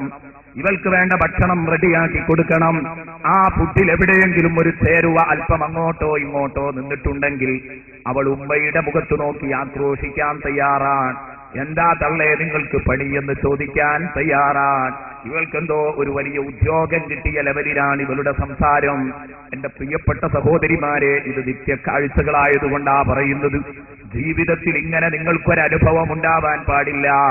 നിങ്ങളുടെ ഉമ്മയെയല്ല നിങ്ങൾ എഴുന്നേൽപ്പിക്കേണ്ടത്. നിങ്ങൾക്ക് കഷ്ടപ്പാടുണ്ട്, വിഷമമുണ്ട്. അതറിഞ്ഞ് നിങ്ങളുടെ ഉമ്മ എഴുന്നേൽക്കുന്നെങ്കിൽ എഴുന്നേൽക്കട്ടെ. പക്ഷേ നിങ്ങളുടെ സഹകരണം അവിടെ വേണം. ഇത് ഉമ്മ നിങ്ങൾക്ക് കണ്ണാടിക്ക് മുമ്പിൽ സൗന്ദര്യവർദ്ധക വസ്തുക്കളടക്കം കൊണ്ടുവന്ന് തരേണ്ട ഒരു ഗതികേട് ഇതെന്റെ സഹോദരിമാരുടെ ജീവിതത്തിൽ ഉണ്ടാവാൻ പാടില്ല. ഇത് വിഷയമാണ്. അവൾ തിരിച്ചു വരുമ്പോഴേക്ക് ഈ ഉമ്മയുടെ ഹൃദയമിടിപ്പ് കൂടുകയാണ് വീണ്ടും. കാരണം അവൾ തിരിച്ചു വരാനായി. അപ്പോഴേക്കെല്ലാം റെഡിയാവണം എന്ന ബേജാറിലാണ് ഉമ്മയുള്ളത്. അതുകൊണ്ട് ഇങ്ങനെയുള്ള അവസ്ഥ ഇല്ലാതിരിക്കട്ടെ. എന്താ കാരണം? ഹബീബ് മുഹമ്മദുർ റസൂലുള്ളാഹി സല്ലല്ലാഹു അലൈഹി വസല്ലമ തങ്ങളുടെ ഒരു വചനം ശ്രദ്ധിക്കൂ. മിനൽ നബി സല്ലല്ലാഹു അലൈഹി വസല്ലമ തങ്ങൾ വളരെ ഗൗരവത്തോടുകൂടെയാണ് മാതാപിതാക്കളോട് നിങ്ങൾ പെരുമാറണം, അവരോടുള്ള സമീപനം മെച്ചപ്പെടുത്തണമെന്ന് പഠിപ്പിച്ചത്. എത്രത്തോളം? നിങ്ങൾ മറ്റൊരുത്തന്റെ വാപ്പയെയും ഉമ്മയെയും തെറി പറഞ്ഞാൽ, അവനൊരു പക്ഷേ ഇങ്ങോട്ട് തിരിച്ചു പറഞ്ഞാൽ, അത് നിങ്ങൾ അർത്ഥത്തിൽ നിങ്ങളുടെ മാതാപിതാക്കളെ തെറി പറഞ്ഞതിന് തുല്യമാണ്. മിനൽ കബായിരി ശത്മുർ റസൂലി വാലിദൈഹി, വൻ പാപങ്ങളിൽപ്പെട്ടതാണ് ഒരു മനുഷ്യൻ തന്റെ മാതാപിതാക്കളെ ചീത്ത പറയുക എന്നത്. റസൂലുള്ളാഹി ചോദിച്ചു, യാ റസൂലല്ലാഹ്, അവർ ചോദിച്ചു, യാ റസൂലല്ലാഹ്, അല്ലയോ നബിയെ, വഹൽ യസ്തിമുർ റജുലു വാലിദൈഹി, ഒരു മനുഷ്യൻ എങ്ങനെ അവന്റെ മാതാപിതാക്കളെ തെറി പറയോ, ചീത്ത പറയോ നബിയെ? ഞാനൊരു കാര്യം പറയട്ടെ, ഈ ഹദീസൊക്കെ വായിക്കുമ്പോൾ നിങ്ങൾ അത്ഭുതപ്പെടരുത്. എന്തിനാ അപ്പൊ അങ്ങനെ ചോദിക്കുന്നതെന്ന് തോന്നരുത്. അത് ആ കാലത്തായതുകൊണ്ട് ചോദിച്ചാൽ എന്നാണെങ്കിൽ ചോദിക്കൂല. വാലിദൈഹി, ഒരു മനുഷ്യൻ എങ്ങനെ തന്റെ മാതാപിതാക്കളെ ചെയ്ത് അവർക്കത് തസവ്വുറാക്കാൻ, ചിന്തിക്കാൻ, കോലപ്പെടുത്താൻ കഴിയുന്നില്ല. അങ്ങനെ എങ്ങനെ ഉണ്ടാവുമോ? അതാ ഞാൻ പറഞ്ഞത്. ഇന്നാണെങ്കിൽ അത് അടിച്ച് ഇടിച്ച് പുറത്തേക്ക് എടുത്തിരുന്ന കാലാണ്. ഇന്ന് നബി സല്ലല്ലാഹു അലൈഹി വസല്ലം തങ്ങൾ ഇങ്ങനെ പറഞ്ഞെങ്കിൽ അതിന് അതേ അർത്ഥം തന്നെ കൊടുക്കും, ഒരു വിഷമം ഉണ്ടാവില്ല. ഇന്നത് ഉൾക്കൊള്ളാൻ കഴിയും. പക്ഷെ അന്ന് അത് ചോദിച്ചപ്പോൾ റസൂലുള്ളാഹി പറഞ്ഞു, ഞാൻ പറഞ്ഞത് യസുബ്ബു അബർ റജുലി ഫയസുബ്ബു അബാഹ് വയസുബ്ബു ഉമ്മഹു ഫയസുബ്ബു നഅം യസുബ്ബു അബർ റജുലി ഫയസുബ്ബു അബാഹ് വയസുബ്ബു ഉമ്മഹു ഫയസുബ്ബു ഉമ്മഹ് സയ്യിദുനാ മുഹമ്മദുർ റസൂലുള്ളാഹി. നിങ്ങൾ പറഞ്ഞു, ഇവൻ അവന്റെ വാപ്പാനെ തെറി പറയും, അവൻ തിരിച്ചിങ്ങോട്ട് വിളിക്കും. പറയിച്ചത് ഇവനാണല്ലോ, അപ്പൊ ഇവന്റെ വാപ്പാനെ ഇവൻ പറഞ്ഞതിന്റെ സ്ഥാനത്തായി. ഇവൻ അവന്റെ ഉമ്മാനെ തെറി പറയും, അവൻ തിരിച്ചിങ്ങോട്ടും പറയും. അപ്പോൾ അർത്ഥത്തിൽ ഇത് പറയിപ്പിച്ചത് ഇവനായതുകൊണ്ട് ഇവൻ ഇവന്റെ ഉമ്മാനെ ചീത്ത പറഞ്ഞതുപോലെയായി. ഇത് വളരെ ഗൗരവത്തോടുകൂടിയാണ് റസൂലുള്ളാഹി തങ്ങൾ ഉണർത്തുന്നത്. ഈ തരത്തിൽ നേരിട്ട് പറഞ്ഞിട്ടില്ല, പക്ഷേ പറയാൻ കാരണക്കാരൻ നീയാണെങ്കിൽ അതിന് ഗൗരവമുണ്ടെന്ന് ഹബീബ് പഠിപ്പിച്ചെങ്കിൽ, ഇക്കോലത്തിൽ മാതാപിതാക്കളെ അടിമകളാക്കി വെച്ചാൽ, നമ്മുടെ വേലക്കാരാക്കി വെച്ചാൽ, അവരിതിനൊക്കെ മൂകസമ്മതം മൂളി നമ്മുടെ മുമ്പിൽ ജീവിക്കുന്നുണ്ടെന്ന് കരുതി ആ പാവങ്ങളെ നമ്മൾ കഷ്ടപ്പെടുത്താൻ തുടങ്ങിയാൽ ഇത് നമുക്ക് വലിയ ഒരു അപകടത്തിലേക്കായിരിക്കും ഈ പോക്ക് എന്നെന്റെ കൂട്ടുകാരോട് ഉണർത്തട്ടെ. ഇനി നിങ്ങൾ ശ്രദ്ധിക്കുക. ഈ ആയത്തിൽ, നേരത്തെ ഞാൻ പറഞ്ഞ ആയത്തിലേക്ക് കടന്നു വരാം. കാരണം മാതാപിതാക്കളോട് മൊത്തമായി നമ്മുടെ സമീപനം മെച്ചപ്പെടുത്തണം. പക്ഷെ അതിൽ ഏറ്റവും കൂടുതൽ ബാധ്യത ആരോട്? മാതാവിനോടാണ്. ഏറ്റവും കൂടുതൽ ബാധ്യത ആരോടാണ്? മാതാവിനോടാണ്. എന്തേ അതിന്റെ കാരണം? ഒന്നും രണ്ടും മൂന്നും കാരണങ്ങൾ, പല കാരണങ്ങളും നമുക്ക് പറയാം. ഖുർആൻ എപ്പോഴും പേരെടുത്ത് സംസാരിച്ചത് ഉമ്മയെക്കുറിച്ച് മാത്രമാണ്. ഖുർആൻ നിങ്ങൾ കണ്ടോ വാപ്പനെ കുറിച്ച് അങ്ങനെ പറയുന്നത് ഇല്ല. വാപ്പനെ കുറിച്ച് ഉമ്മാനും ഉപ്പാനും കൂടെ ഉൾപ്പെടുത്തിയിട്ടുള്ള സംസാരം. ഓ അസൈനൽ ഇൻസാന ബി വാലിദൈഹി അനിസ്കുറുലി വലി വാലിദൈക്, ഇങ്ങനെയുള്ള സംസാരം. നേരത്തെ ഉമ്മാനെ അല്ലാഹു സെപ്പറേറ്റ് ആയിട്ട് എടുത്തു പറഞ്ഞു. ഹമലതുഹു ഉമ്മുഹു വഹിനൻ അലാ വഹിനിൻ വഫിസാലുഹു ഫീ അമൈൻ എന്ന് അല്ലാഹു തആല പ്രത്യേകം എടുത്തു പറഞ്ഞു. ഇതിന് പല കാരണങ്ങളുമുണ്ട് എന്നാണ് പറയുന്നത്. സല്ലല്ലാഹു അലൈഹി വസല്ലമ തങ്ങളോട് വന്നൊരു സഹാബി ചോദിച്ചത് എല്ലാവർക്കും അറിയാവുന്ന പ്രസിദ്ധമായ ഹദീസ്, നബിയെ, ഞാൻ എന്റെ സഹവാസം ഏറ്റവും കൂടുതൽ മെച്ചപ്പെടുത്തേണ്ടത് ആരോടാണ്? ആണുങ്ങൾക്ക് വിഷമം തോന്നരുത്. കാരണം ഞാനിത് പറയുമ്പോൾ ഇന്ന് തന്നെ ഒരു സുഹൃത്ത് പറഞ്ഞു, ഇതിന്റെ സംഘാടകരിൽ ഒരു സുഹൃത്ത് പറഞ്ഞു, ഇന്നലെ തന്നെ ഉസ്താദ് എന്റെ കുട്ടി കൂറുമാറിയെന്ന്. കാരണം അദ്ദേഹത്തോട് പറഞ്ഞു, നിങ്ങളെ വിടുകയാണ് ഇപ്പൊ ചെയ്യുന്നത്. എന്താ കാരണം? സ്വർഗം അമ്മാന്റെ അടുത്താ, ഞാൻ അങ്ങോട്ട് പോവുകയാണ്. പക്ഷെ ഞാനുമായിട്ട് അദ്ദേഹം വലിയ ബന്ധത്തിലായിരുന്നു, ഈ കുട്ടി വലിയ ബന്ധത്തിലായിരുന്നു, രണ്ടുപേരും. ഇത് നഷ്ടപ്പെട്ടിരിക്കുകയാണ്. ഇൻഷാ അല്ലാഹ് ഞാൻ പറയാം.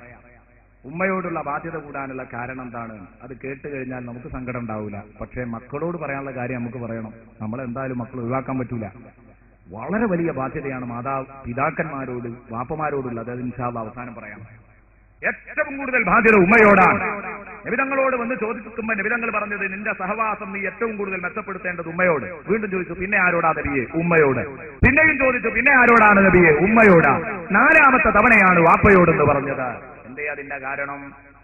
വിശുദ്ധ ഖുർആൻ മൂന്ന് തവണയും ഉമ്മയെ പ്രതിപാദിച്ചിട്ടുണ്ട്. ഒന്ന്, വവസ്സൈനൽ ഇൻസാന ബിവാലിദൈഹി. ഈ ആയത്ത് ചർച്ച ചെയ്തുകൊണ്ട് ഒരു മഹാനായ സ്വഹാബി ഈ കാര്യം ഉദ്ധരിച്ചിട്ടുണ്ട്. എന്താ പറഞ്ഞത്? മനുഷ്യരോട് നാം അവന്റെ മാതാപിതാക്കളുടെ കാര്യത്തിൽ വസിയ്യത്ത് ചെയ്തു. അവിടെ ഉമ്മയും ഉപ്പയും ഉണ്ട്. അപ്പൊ അവിടെ ഉമ്മാനെ എണ്ണി. പിന്നെയോ ഹമലതുഹു ഉമ്മുഹു വഹ്നൻ അലാ വഹ്നിൻ വഫിസാലുഹു ഫീ അമൈൻ. അവിടെ ഉമ്മ മാത്രമേ ഉള്ളൂ. ഇപ്പൊ ഉമ്മ 2 വട്ടമായി. അനിഷ്കുർലി വലിവാലിദൈക്. അവിടെ ഉമ്മയും ഉപ്പയുമുണ്ട്.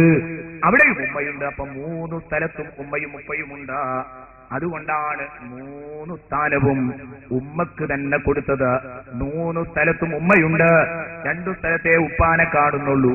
അതുകൊണ്ട് 3 സ്ഥാനവും കൊടുത്തു. 4ാമത്തെ സ്ഥാനത്താണ് വാപ്പ അബൂക്ക്. നിന്റെ നിന്റെ ഉപ്പയാണ് മോനെ എന്ന് റസൂലുള്ളാഹി സ്വല്ലല്ലാഹു അലൈഹി വസല്ലമ തങ്ങൾ പറഞ്ഞത്. ഇതിന്റെ കാരണം എന്താ? ഏറ്റവും കൂടുതൽ കഷ്ടപ്പെട്ടത്, കൂടുതൽ സ്നേഹം തന്നവരും കഷ്ടപ്പെട്ടവരും ആരാണോ അവരാണ് അവകാശങ്ങൾ ആസ്വദിക്കേണ്ടത്. കൂടുതൽ കഷ്ടപ്പെട്ടവൻ ആരാണോ, സ്നേഹം തന്നവരാരാണോ അവനാണ് യഥാർത്ഥത്തിൽ അവകാശങ്ങൾ ആസ്വദിക്കേണ്ടത്. ഉമ്മയുടെ വാത്സല്യം ഉപ്പയേക്കാൾ 10 മടങ്ങ് വലുതാണ്. ഉമ്മയുടെ വാത്സല്യം ഉപ്പയേക്കാൾ 10 മടങ്ങ് വലുതാണ്, കൂടുതലാണെന്ന് പറഞ്ഞറിയിക്കേണ്ടതിന്റെ ഒരൊറ്റ ഉദാഹരണം പറഞ്ഞാൽ എന്റെ സുഹൃത്തുക്കൾ തിരുത്തും. എന്ത്? എന്റെ കുട്ടിയുടെ കാര്യത്തിൽ എനിക്കും പങ്കില്ലേ? പിന്നെ എന്താണ് ഈ ഉമ്മാർക്ക് ഒരു പ്രത്യേക സ്ഥാനം എന്ന് ചോദിച്ചാൽ, ഒന്ന് വാത്സല്യം കുറച്ച് കൂടുതലാണ്, നിയന്ത്രണം കിട്ടാത്ത വാത്സല്യമാണ്. ഒറ്റ ഉദാഹരണം പറയാം. നിങ്ങൾ വീട്ടിൽ കിടന്നുറങ്ങാൻ, അകത്ത് കിടന്നുറങ്ങാൻ, നിങ്ങളുടെ ഭാര്യ അടുക്കളയിൽ ജോലി ചെയ്യുകയാണ്, മോള് മുറ്റത്ത് ഓടിക്കളിക്കുകയാണ്. പെട്ടെന്ന് മോള് കിണറ്റിലേക്ക് ചാടി. ഒരു ശബ്ദം കേട്ടു, മോള് കിണറ്റിലേക്ക് വീണതാ. നേരെ ഈ പെണ്ണ് നിങ്ങളുടെ ഭാര്യ ഓടി ഇങ്ങൊന്നു എന്റെ കുഞ്ഞുമോളെ എന്ന് പറഞ്ഞ് താ കിടക്കണ കിണറ്റിൽ. നിങ്ങൾ കുട്ടി തള്ളി വീണപ്പോഴാണ് ഓർക്കുന്നു വന്നത്. അങ്ങനെയാണല്ലോ. എന്നിട്ട് എഴുന്നേറ്റ് വന്നു, 2ആളും കിണറ്റില്ല. എന്നാ ചാടുവോ? ചാടൂല. നമ്മൾ ചാടൂല. കുട്ടി തള്ളിയും കിണറ്റില്ല, എന്നാ നമ്മൾ ചാടുവോ? ചാടൂല. നമ്മൾ 4 വട്ടം ആലോചിക്കും എന്ത് വേണപ്പോ. കയറെടുത്ത് ഇറങ്ങലാണ് യുക്തി. അങ്ങനെ കയറ് കൊണ്ടുവന്ന് ആ കയറ് തന്നെ 4 വട്ടം ടെസ്റ്റ് നടത്തും. പൊട്ടുവോ പൊട്ടൂലേന്നൊക്കെ. എന്നിട്ടൊക്കെ നമ്മൾ ഇറങ്ങുള്ളൂ. തിരക്കൊന്നും ഉണ്ടാവില്ല. വിഷയത്തിന്റെ ഗൗരവം മനസ്സിലാക്കാൻ അത് പറയുന്നത്.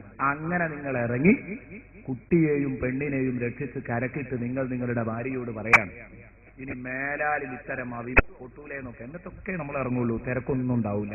കുട്ടി നിങ്ങൾ നിങ്ങളുടെ ഭാര്യയോട് പറയാണ്, ഇനി മേലാലിൽ ഇത്തരം പൊട്ടൂലേന്നൊക്കെ. എന്നിട്ടൊക്കെ നമ്മൾ ഇറങ്ങുള്ളൂ. തിരക്കൊന്നും ഉണ്ടാവില്ല.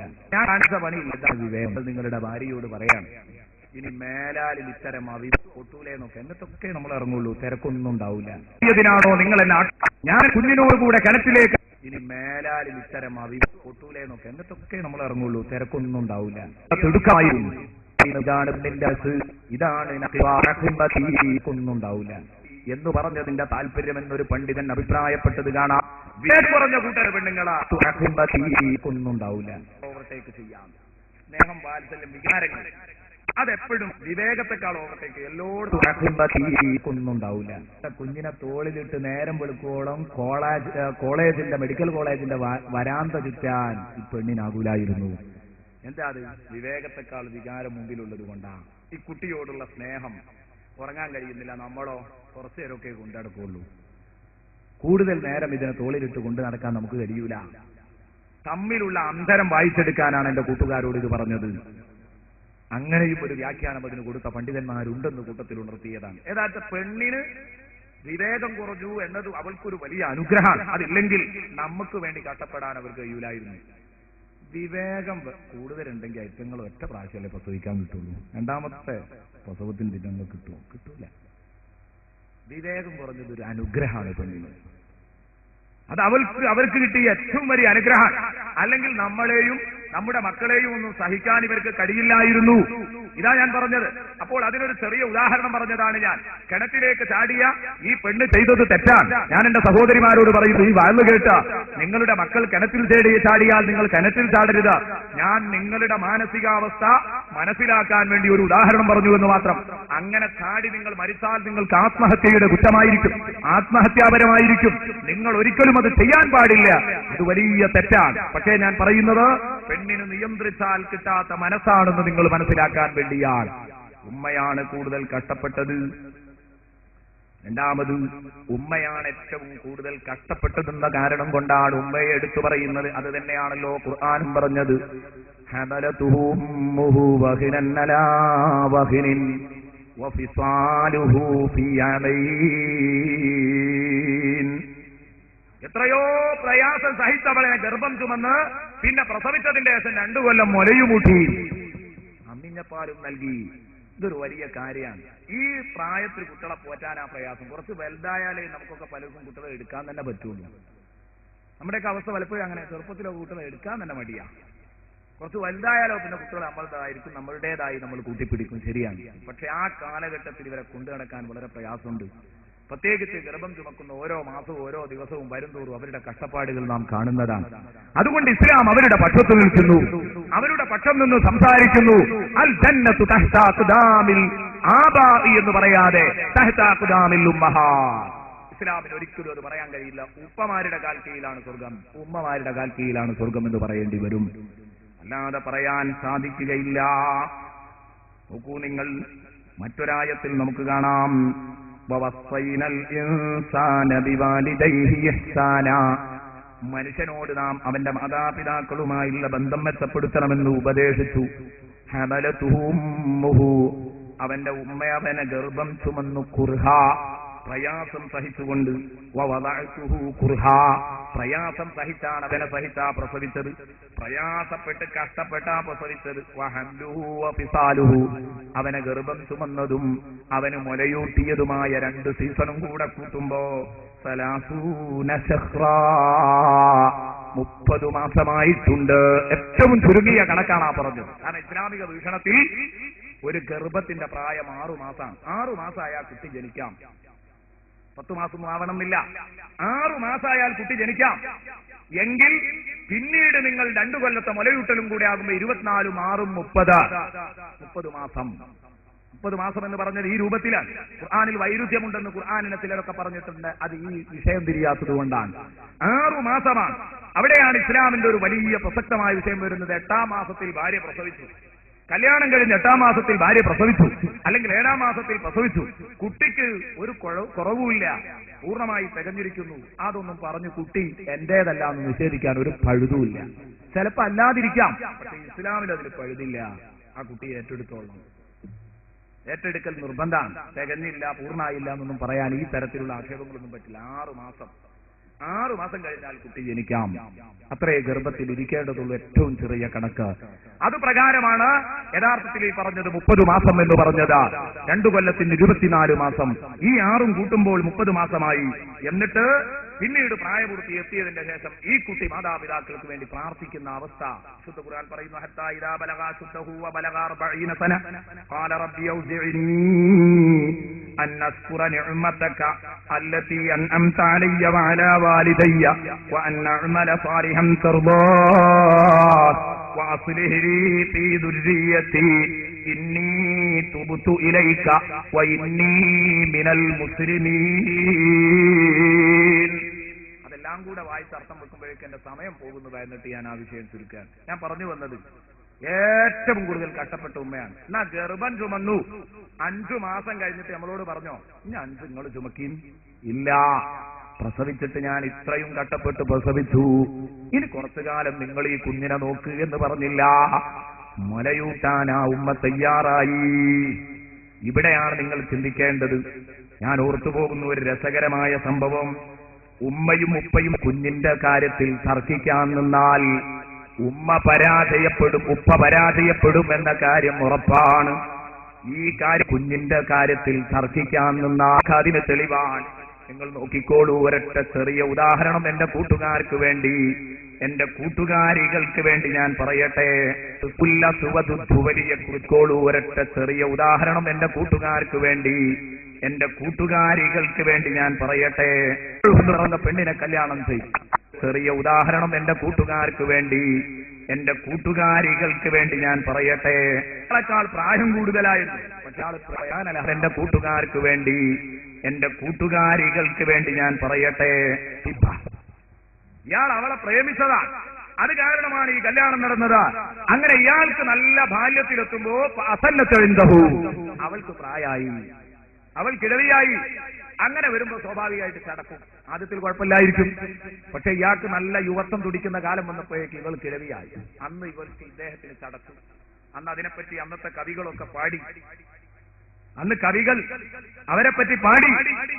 ആരെപ്പറ്റി? ഈ ഉമ്മുഅഊഫിനെ കല്യാണം കഴിച്ച അബുൽ അസ്വദ് ദുവലിയെ കുറിച്ച് പാടി. അബൽ ഖൽബു ഇല്ലാ ഉമ്മ ഔഫിൻ വഹബ്ബഹാ അജൂസൻ വമൻ യുഹിബ്ബു അജൂസൻ യുഫന്നതി. അബൽ ഖൽബു, ഹൃദയം വിലങ്ങിപ്പോയി. ആരുടെ? അബുൽ അസ്വദ് ദുവലിയുടെ ഹൃദയം വിലങ്ങിപ്പോയി. ഇല്ലാ ഉമ്മ ഔഫിൻ വഹബ്ബഹാ, അദ്ദേഹത്തിന് ഉമ്മ ഔഫ് അവളോടുള്ള അനുരാഗം, ഇതല്ലാത്തതൊന്നും അയാളുടെ മനസ്സ് സമ്മതിക്കുന്നില്ല. ആ പ്രേമകല്യാണത്തെ കുറിച്ച്, കാരണം നാട്ടിൽ അന്ന് ഇഷ്യൂവായി നിൽക്കുന്ന കാര്യങ്ങൾ അതായിരിക്കുമല്ലോ ഓരോ കവികളുടെയും കവിതകളിൽ ഉണ്ടാവുക.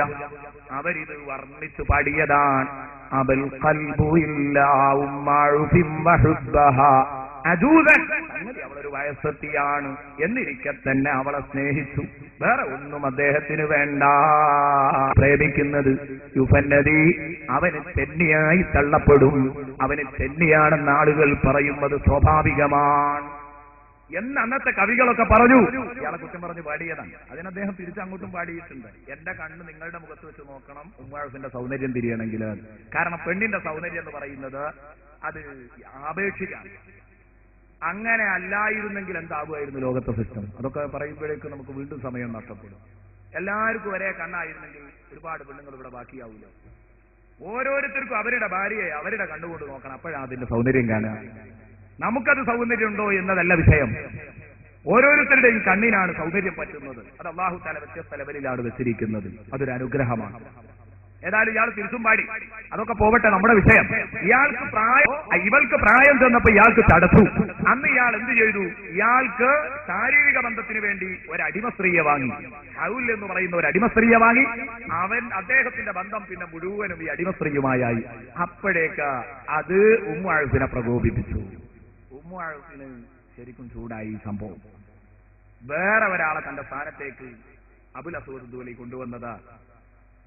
അപ്പോ എപ്പോഴും ഈ പെണ്ണിനെ കുറിച്ച് ഇങ്ങനെ പരാമർശിച്ചുകൊണ്ടിരിക്കും ഉമ്മുഅഊഫ്. അവളെ കോലം കണ്ടാ മതി എന്ന് പറഞ്ഞിട്ട് എപ്പോഴും ഇങ്ങനെ പറഞ്ഞുകൊണ്ടിരിക്കും. അവളെ ആക്ഷേപിച്ചുകൊണ്ടിരിക്കും. ഈ ആക്ഷേപം അതിശക്തമായ സമയത്താണ് ഉമ്മുഅഊഫ് വല്ലാതെ ആക്ഷേപിക്കാൻ തുടങ്ങിയപ്പോ അബുൽ അസ്വദ് ദുവലി പറഞ്ഞു, എന്ത്? അതിനൊക്കെ പറ്റുമെങ്കിൽ ഇവിടെ നിൽക്കുക, അല്ലെങ്കിൽ പെരേക്ക് പോയിക്കോർന്നു. അന്ന് മുതൽ അവർ തമ്മിലുള്ള തലാഖായി. പെണ്ണ് ഒഴിവാക്കി പോന്നു. പക്ഷേ പെണ്ണ് പറഞ്ഞു കുഞ്ഞെന്റേതാണ്, എനിക്ക് കിട്ടണം. ഇയാള് പറഞ്ഞു കുഞ്ഞെന്റേതാണ്, എനിക്ക് കിട്ടണം. ഇതിലൊരു കുട്ടി ഉണ്ടായിരുന്നു, നല്ലൊരു ആൺകുട്ടി ഉണ്ടായിരുന്നു. ഇതിനു വേണ്ടി രണ്ടാളും തർക്കാണ്. അതാ ഞാൻ പറയുന്നത്. ഇവർ രണ്ടാളും സിയാദിന്റെ കോർട്ടിലെത്തുകയാണ് തർക്കിക്കാൻ. സിയാദാകുന്ന ഭരണാധികാരിയുടെ കോർട്ടിലേക്ക് വന്നപ്പോൾ സിയാദ് രണ്ടുപേരോടും ഏത് ചെയ്തു? ചോദിച്ചു. ആദ്യം ഇദ്ദേഹത്തോട് ചോദിച്ചു. അബുൽ അസ്വദ് ദുവലിയോട് ചോദിക്കുകയാണ് സിയാദ,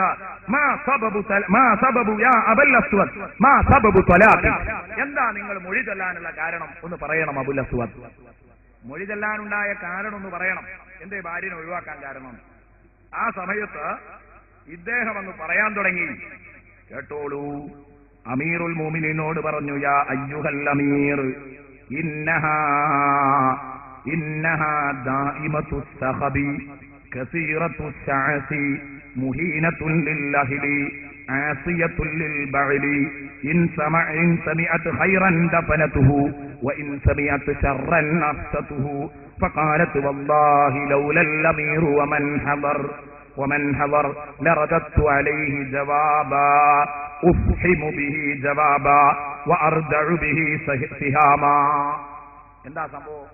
അപ്പൊ ഇയാള് പറഞ്ഞു, ഇവള് എപ്പോഴും പ്രിയപ്പെട്ടവരെ പ്രശ്ന വീട്ടിൽ, എപ്പോഴും ഇവർക്കൊരു സന്തോഷം ഇവരുടെ ജീവിതത്തിൽ ഇല്ല. ഇന്നഹാ ദായിമതു സഖബി കസീറതു സഅസി, എപ്പോഴും ചടച്ച അവസ്ഥയാണ്.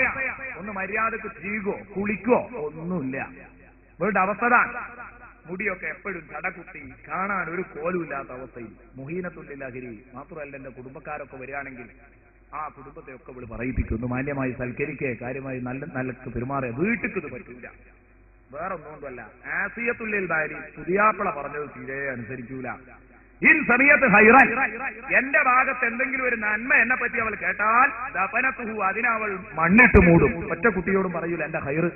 അതേ സമയത്തോ വൈൻ സമയത്ത് ഷർറൻ, എന്നെ പറ്റി എന്തെങ്കിലും ഒരു തെറ്റ് അവൾക്ക് അറിയുമെങ്കിൽ അത് അസ്സത്തുഹു, നാടാകെ കൊട്ടിപ്പാടി നടക്കും, പരത്തും അവൾ. ഇതാണ് ഇവളുടെ സ്വഭാവം. ഭാര്യനെ ശരിക്കും അങ്ങ് കൈകാര്യം ചെയ്യാൻ സിയാദിന്റെ കോർട്ടുണ്ട്. ഭാര്യ വിടുവോ? ഭാര്യ ഒരുങ്ങിങ്ങനൊക്കെ പറയാൻ. എന്നിട്ട് പറഞ്ഞു, അപ്പൊ ഭാര്യ പറഞ്ഞു, വല്ലാഹി ലൗലൽ അമീറു വമൻ ഹദർ, ബഹുമാനപ്പെട്ട അമീറും ഭരണാധികാരിയും അതുപോലെ തങ്ങളുടെ സന്നിധാനത്തിൽ ഹാജരായ ഈ മഹാന്മാരുമൊക്കെ ഇവിടെ ഇല്ലായിരുന്നുവെങ്കിൽ, അങ്ങയുടെ സന്നിധിയിലുള്ളവരും നിങ്ങളും ഇവിടെ ഇല്ലായിരുന്നുവെങ്കിൽ ഉറപ്പായിട്ടും ഞാൻ അയാൾക്ക് മറുപടി കൊടുക്കുമായിരുന്നു. ലറദത്തു അലൈഹി ജവാബൻ ഉഫ്ഹിമു ബിഹി ജവാബ വഅർദഉ ബിഹി സിഹാമാ. ഇയാളുടെ ഈ ശരങ്ങളെ മുഴുവനും തകർക്കുന്ന, ഈ വാക്ക് ശരങ്ങളെ മുഴുവനും തകർത്ത് കളയുന്ന അയാളോട് വായടപ്പം മറുപടി കൊടുക്കാൻ എനിക്ക് കഴിയുമായിരുന്നു അമീറെ, ഭരണാധികാരി. നിങ്ങൾ ബഹുമാനിക്കും നിങ്ങളുടെ ആളുകളും ഇവിടെ ഇല്ലായിരുന്നുവെങ്കിൽ. അപ്പോൾ അമീറുൽ മോമിനീനായ സിയാദ് പറഞ്ഞു, ഇതാ മോളെ, ഫഖാല ലഹാ സിയാദുൻ അജീബി, നല്ല നിലക്ക് അവന് മറുപടി കൊടുത്തോ. ഫൈനി ഉൻഫിഖുകി മിൻഹു, അദ്ദേഹത്തിൽ നിന്ന് നിനക്ക് ഞാൻ നീതി വാങ്ങിത്തരും. ഇത് നീതി വീടാ, ഇവിടെ ഒന്ന് ബഹുമാനിക്കാനൊന്നും നിൽക്കണ്ട, പറഞ്ഞു ഇവിടെ ഒന്ന് ബഹുമാനിക്കാൻ നിൽക്കണ്ട. കാരണം കേസിന്റെ സമയത്തും സംവാദത്തിന്റെ സമയത്തൊക്കെ ബഹുമാനിക്കാൻ നിന്നാൻ പറ്റില്ല. അവിടെ എന്ത് ചെയ്യണം? കാര്യങ്ങൾ തുറന്നു പറയണം. അങ്ങനെ എന്ത് ചെയ്യാ? നീതി വാങ്ങാനാണ്. അതുകൊണ്ട് നിനക്ക് നീതി ഞാൻ വാങ്ങിത്തരാം, തുറന്നു പറ. അപ്പോഴാ പറഞ്ഞത്, വല്ലാഹി മാ അലിംതുഹു. അവളങ്ങ് പറയാൻ തുടങ്ങി. പറഞ്ഞു തുടങ്ങിയപ്പം സിയാദ് അവളുടെ നാക്കടക്കാൻ വിഷമിച്ചു പോയി. അവൾ തുടങ്ങി, വല്ലാഹി മാ അലിംതുഹു അയ്യുഹൽ അമീറു ഇല്ലാ ഗദൂബൻ ഖതൂബൻ ജഹൂലാ ഇൻ കാന ഫശറു ഖാഇൽ وإن سكت فذو داخل داخل ليس حيث يؤمن ثعلب حيث يخاف جاره ضائع وضيفه جائع فقطع زياد كلامها. എന്തേ ഉണ്ടായത്? പെണ്ണങ്ങ് എഴുന്നേറ്റിട്ട് പറയാൻ തുടങ്ങി. ഇയാൾ പറഞ്ഞതിന്റെ ഒക്കെ അപ്പുറത്താ പറയാനുള്ളത്. പെണ്ണ് പറഞ്ഞു, ആ ഇനി ഞാനൊന്ന് പറഞ്ഞാട്ടെ. ഇയാളിപ്പോ കുറെ പറഞ്ഞല്ലോ, ഇനി എന്റെ വക എനിക്ക് പറയാനുണ്ട്. ഇയാളെ കുറിച്ച് നിങ്ങൾക്കറിയോ അമീറുൽ മോമിനീൻ? അയ്യുഹൽ അമീർ, അല്ലയോ നേതാവേ, ഇയാളെ കുറിച്ച് ഞാൻ എന്തെങ്കിലും ഒന്ന് മിണ്ടിയോ? എരപ്പത്തരേ പറയുള്ളൂ. വൈൻ സക്കത്ത ഫദൂ ദഖിലിൻ ദാഖിൽ, ഇനി അല്ല മിണ്ടാതിരുന്നോ, എന്നാൽ അടക്കി പിടിച്ച കുഴപ്പം അയാളുടെ മനസ്സിലുണ്ടാകും. മിണ്ടാതിരുന്നാൽ ഉള്ളിൽ നല്ല കോളായിരിക്കും, പറഞ്ഞാൽ മുഴുവനും എരപ്പത്തരങ്ങളായിരിക്കും. ഇങ്ങനെ ലൈസുൻ ഹൈസു യഅ്മൻ പറഞ്ഞു പെണ്ണ് പറഞ്ഞു, ലൈസുൻ ഹൈസു യഅ്മൻ വസഅലബുൻ ഹൈസു യഖാഫ്. ഇയാളെ പറ്റി നിങ്ങൾക്കറിയോ? ലൈസുൻ, ഇദ്ദേഹം സിംഹമാണ്. എവിടെ? ഹൈസു യഅ്മൻ, അയാൾക്കൊന്നും കിട്ടില്ല, അയാൾക്കൊന്നും പറ്റില്ലെന്ന് കാണുന്ന നിർഭയ കേന്ദ്രങ്ങളിൽ ഇയാൾ സിംഹമാണ്. എന്ന് പറഞ്ഞാൽ വീട്ടിലെത്തുമ്പോ എന്റെ മുമ്പിൽ ഇയാൾ സിംഹമാണ്. പക്ഷെ ആൺകുട്ടികളുടേക്ക് ഇറങ്ങുമ്പോഴോ ഇന്നുവരെ അങ്ങാടിയിൽ പോയി തല്ലുണ്ടാക്കിയിട്ടില്ല, ആൺകുട്ടികളോട് ഏറ്റുമുട്ടിയിട്ടില്ല. എന്നെ തല്ലാനുഷാറാൻ, എന്നെ ചതക്കാനുഷാറാൻ. അങ്ങാടിക്ക് ഇറങ്ങിയ കുറുക്കനാണ്. ഇങ്ങനെ പറയാൻ തുടങ്ങിയപ്പോഴേക്ക് സിയാദ് ഇടപെട്ടു. പിന്നെയും പറയുന്നതാണ്, ജാറുഹു റായി, അയാളുടെ അയൽവാസി എല്ലാം നഷ്ടപ്പെട്ട അയൽവാസിക്കുള്ള അവകാശം ഇയാൾ കൊടുക്കൂല. ഞാൻ കുടുംബത്തെ മാനിക്കുന്നില്ല.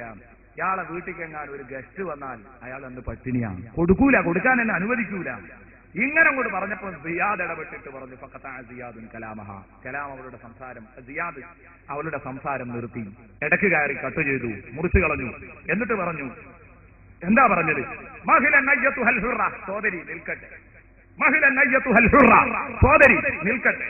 പ്ലീസ് ഒന്ന് നിർത്തണം. അജ്മിലി ദിക്റ, ഇനി എന്തെങ്കിലും പറയാണ്ടെന്ന് അല്ല എനിക്ക് പറയും, ഇത്രയൊന്നും ഗൗരവത്തിൽ പറയരുത് പറഞ്ഞു. ഒന്ന് നിർത്തണം, മാന്യമായി പറയണം. ഇനി ഇത്രയും എരപ്പ് പിടിച്ച കാര്യങ്ങൾ പറയരുത്. കാരണം ഭർത്താവ് ആകെ തമ്മിപ്പോയി ഭാര്യയുടെ അവതരണം കേട്ടപ്പോഴേക്ക്. ഈ ഇടപെടല്, സിയാദിന്റെ ഈ ഇടപെടല് അബുൽ അസ്വദ് ദുവലിയെ കുറിച്ചൊരു നല്ല നിധി വീണ് കിട്ടിയതുപോലെയായി. അബുൽ അസ്വദ് ദുവലി എഴുന്നേറ്റിട്ട് പറഞ്ഞു, ശരിയാണ്, അല്ലെങ്കിൽ ഇവിടെ വന്ന് അങ്ങോട്ടും ഇങ്ങോട്ടും ഇതിങ്ങനെ കണക്ക് തീർത്ത് പറഞ്ഞിട്ട് കാര്യമില്ല എന്ന്. കാരണം മൂപ്പരെന്നെ കുടുങ്ങിയത്. അപ്പൊ മൂപ്പര് പറഞ്ഞു, നിങ്ങളുടെ പാത്രങ്ങൾക്കും ഗ്ലാസ് ഉപകരണങ്ങൾക്കും പുതുമയുടെ തിളക്കവും കൈകൾക്ക് സമ്പൂർണ്ണ സുരക്ഷിതത്വവും. Fab liquid dish wash. ചെറുനാരങ്ങയുടെ അനുപമമായ ശക്തി പാത്രങ്ങൾക്ക് കിടയറ്റ വൃത്തി ഉറപ്പാക്കുന്നു. ഫാബ് ലിക്വിഡ് ഡിഷ് വാഷ് കൈകൾക്കും പ്രകൃതിക്കും ഒരുപോലെ സുരക്ഷിതം. Fab liquid dish wash. നിർമ്മാതാക്കൾ total track innovations, Kozhikode. Phone 304230 93871555. 10,000 രൂപ നിക്ഷേപിക്കൂ. മാസം തോറും ലാഭവിഹിതത്തിനു പുറമെ വീട്ടാവശ്യത്തിനുള്ള വാഷിംഗ് ക്ലീനിംഗ് ഉൽപ്പന്നങ്ങൾ തികച്ചും സൗജന്യമായി നേടൂ. ഫെമി, ഫാബ്, ഫാൻഡ്, ഗ്ലിസ് എന്നീ ക്ലീനിംഗ് ഉൽപ്പന്നങ്ങളുടെ നിർമ്മാതാക്കളായ ടോട്ടൽ ട്രാക്കിൽ 10,000 രൂപയോ ഗുണിതങ്ങളും നിക്ഷേപിക്കൂ. ലാഭവിഹിതത്തിനു പുറമെ നിങ്ങളുടെ വീട്ടിലേക്ക് ആവശ്യമായ വാഷിംഗ് ക്ലീനിംഗ് ഉൽപ്പന്നങ്ങൾക്കായി നിങ്ങൾ ചെലവഴിക്കുന്ന പണം ലാഭിക്കും. വിശദവിവരങ്ങൾക്ക്